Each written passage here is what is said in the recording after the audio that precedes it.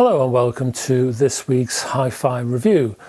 Last week I did a review of a pair of high-end speakers, so for something completely different, change of pace you might say, this particular video is devoted to a pair of high-end speakers. Now I like the idea of Lu Kang. Lu Kang is a company, they're based in Taiwan. Part of their business model is importing high-end equipment into the country, but they also have their own speaker manufacturing side of the business. This is a family business. It's run by a father and son duo, Frank and Rox Shi.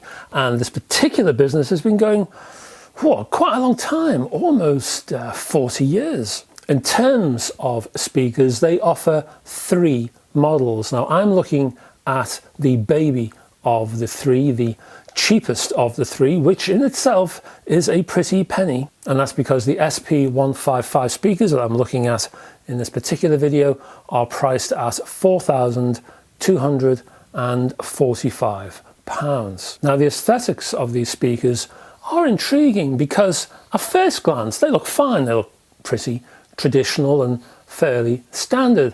And then you have a double take and something doesn't quite look right. In fact, looking at the SP155 speakers, they remind me of a gym victim pumped up to the size of a truck on steroids who struggles to walk because he has a skip load of muscles and talks through a head the size of an Action Man figure. And if you can picture that sort of out of kilter scale effect, that's what you see with these speakers, because the drivers, I don't know, they look a bit small for the size of the actual cabinet. And it's quite a cabinet. The cabinet itself is made from inch-thick MDF, and if you spin it around on the rear, you get the same effect. I thought the rear of this cabinet was suffering from an old infestation of woodworm, when in fact I realised that the hole at the back was the bass port.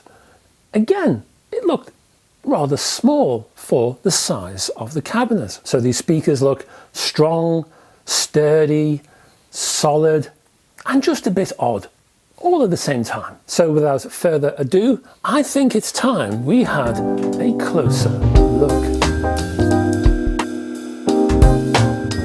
And welcome to the closer look section. And as you can see here, the very nicely finished SP155 speakers are big and sturdy, but check out those rather small drive units, especially the mid bass, which slightly disappears into the center of the cabinet there. Now I asked the company about the point of this design. What was their aiming point? What were they looking for when they built these speakers? And Rox, who's the son and the principal designer of these speakers, replied, and I quote, "Our series of speakers provide a balanced sound instead of a particular character. We also like the sound to be transparent and laid back. These two factors can conflict, so we worked on this part for a very long time." Now before we go any further, I'd just like to address the recommended amplifier specs that Lu Kang offers for these speakers. Lu Kang says that these speakers need an amplifier punching out at least 50 watts.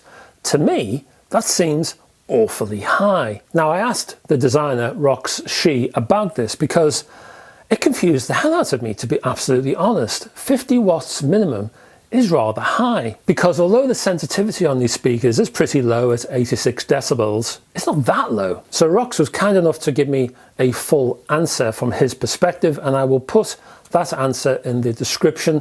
But frankly, I wasn't that happy with the answer, so I would say this: if you're looking to buy these speakers and you're looking to partner these speakers with an amplifier, I wouldn't look at 50 plus watts, I would look at 25 plus watts. Anything at or over that should be fine for these speakers.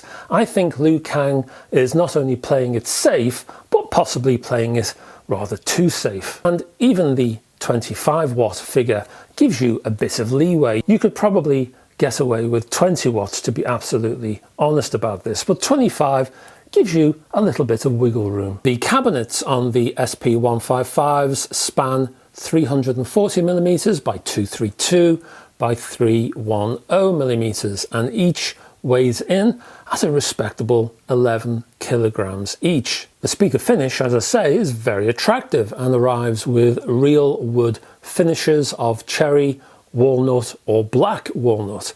Other colours can be created as a special order, but I would expect to pay more for those. These 8 ohm speakers feature a modified 155mm Audio Technology Sequence Series 15H mid-bass unit, while the 19mm OW1 FS tweeter arrives from Microphone.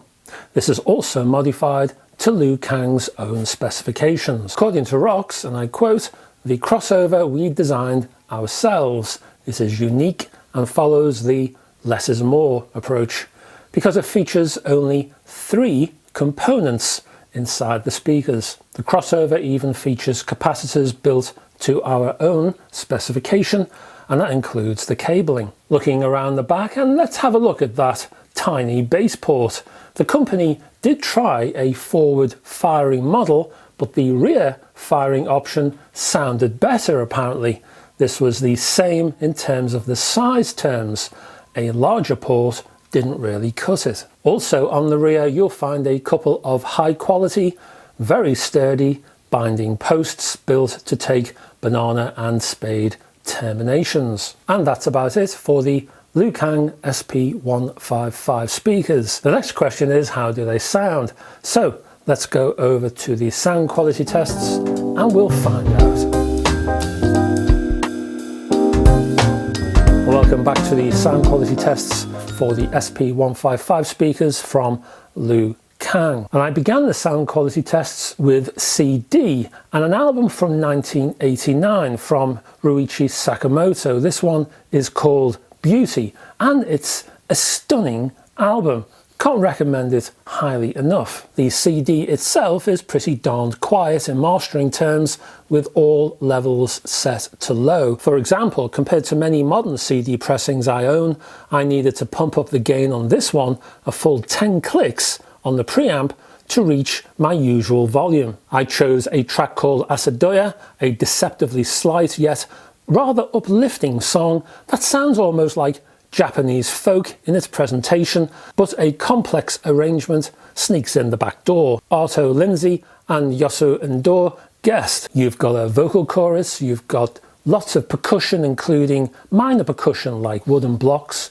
You've got tablas, guitars, some of those played in a Spanish fashion. It's a gentle, romantic song that's full of delicacies. Playing this song on these speakers was, I have to say, quite fascinating. Before this song really begins, there's an almost spooky introduction featuring foreboding, reverb-laden piano, reverberating strings and delicate secondary percussion. There's 30 to 40 seconds or so of that. This portion in itself offered a wide array of detail. Everything I looked for was there in terms of basic information and clarity. So for example, that wooden block I mentioned had a very crisp strike. Other percussion was rather focused and precise. The piano was quite foreboding and portentous, while a bank of strings on the left channel shimmered and did so very well for speakers at this price point. The highlight was the bass, which enveloped the soundstage without dominating it and wholly belied the size of the speaker cabinets, providing an excellent tonal balance. I was taken aback at the weight from this frequency. At this stage of the game, the bass wasn't supposed to be doing much, yet it acted the way a couple of bodyguards might do in a gangster movie from the 30s. The bass sort of stood there, sounding threatening, and offered heaps of weight and portent. Here, the bass had a square jaw and needed a shave. You didn't want to mess with it. Then the banjo kicked in and the mood lightened. The sun rose and the song suddenly sounded completely joyous. The Lu Kangs ran with every moment as this soundstage transformed from 2D into 3D. So let me put it another way. At the beginning of this track, for the first 40 seconds, you had threat and portent and a little bit of darkness there. And it all came to you in a sort of 2D way. So you had quite dark instruments coming at you. But as I say, it was sort of canvas flat. Then the banjo kicked in, it all became joyous, happy, uplifting, and suddenly that 2D changed to 3D, and the effect, the change, was quite dramatic. But the point was, the Lu Kangs really went for it, and they ran with this change, and they kept up with the change in structure. So the earlier claustrophobic soundstage now opened up, and the Lu Kangs showed just how wide, high and handsome the soundstage could really be pushed. It was wholly impressive, I have to say. There was a mighty space for the performers to do their thing here. Lots of room to maneuver, plenty of space for detail to twist and turn, which helped the overall transparency rating for these speakers. One notable facet of this 3D space I noticed was Sakamoto's lead vocal was pushed way back into that soundstage. It was like the Lu Kangs had been plugged in to Sakamoto's vocal cords. Such was the impressive transcription of the vibration from his delivery. On a similar note, the instrumental separation from these designs was quite striking.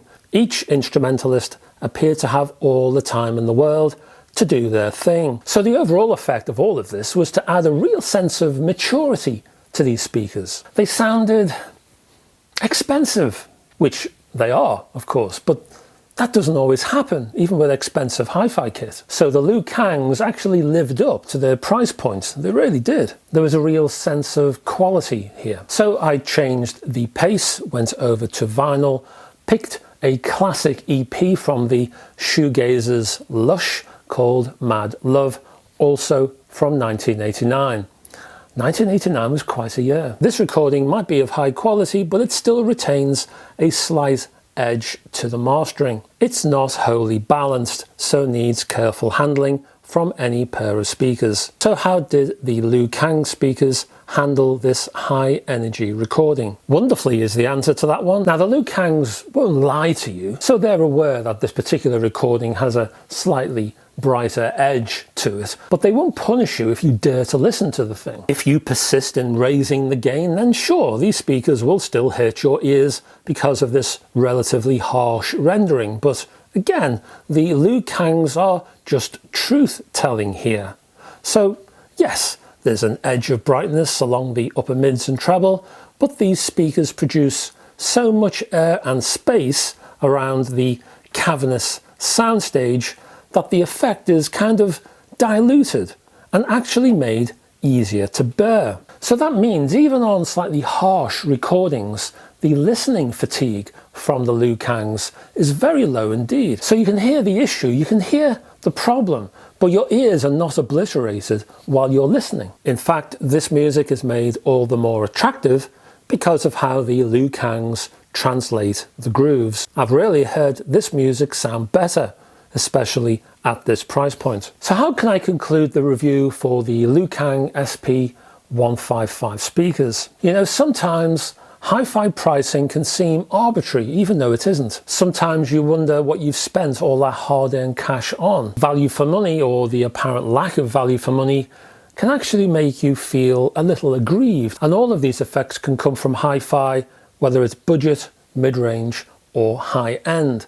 But you don't get any of these negatives with the Lu Kang SP155s. With these speakers, I can see where my money has gone, and I can see why. And I can hear every penny working for me as well. For example, there's so much space in the soundstage, I'm planning to take a holiday there in the summer. The detail is impressive, realism is quite striking, and frequency discipline is absolute. But it's the naturalistic manner of the performance that gets me here. I tell you what, in hi-fi, well, it takes an awful lot to surprise me, but these speakers really have. So I not only raise 2 thumbs for this particular design, I raise both eyebrows too. Thank you very much for staying to the end of this video.